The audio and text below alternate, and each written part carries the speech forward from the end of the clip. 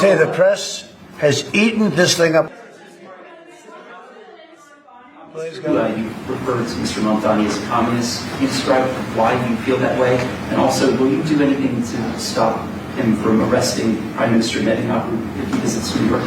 Well, we didn't discuss your second part of the question. And on your first part, I mean, he's got views that are a little out there, but who knows? I mean, we're going to see what works, or he's going to change also. We all change. I changed a lot. But just days ago, you referred to President Trump as a despot who betrayed the country. You said you'd be his worst nightmare and accused him of having a fascist agenda. Are you planning to retract any of these remarks in order to improve your relationship? I think both President Trump and I, we are very clear about our positions and our views, and what I really appreciate about the President is that the meeting that we had focused not on places of disagreement, which there are many, and also focused on the shared purpose that we have in serving New Yorkers. And I've been called much worse than a despot, so it's not that insulting. Are you affirming that you think President Trump is a fascist? I've spoken about... That's okay. You can just say yes. Okay. Okay. It's easier. It's easier than explaining it. I don't mind. You know, we had some interesting conversation, and some of his ideas really are the same ideas that I have. But a big thing on cost, you know, the new word is affordability.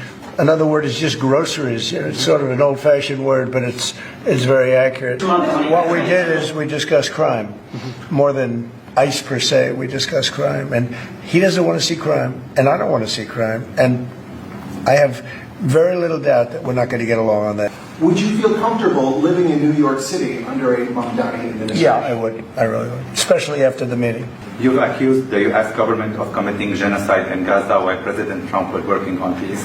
Why that?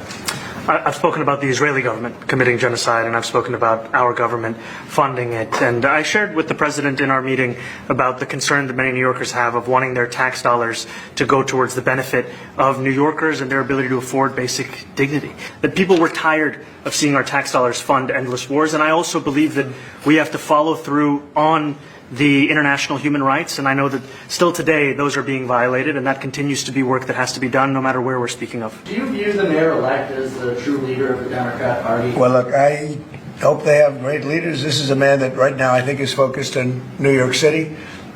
I really think he has a chance to do a great job. But I'll let you answer that. You consider yourself the leader of the Democrats? I think it's more appropriate for him. I consider myself the next mayor of New York City. I always said, you know, one of the things I would love to be someday is the mayor of New York City. You say you love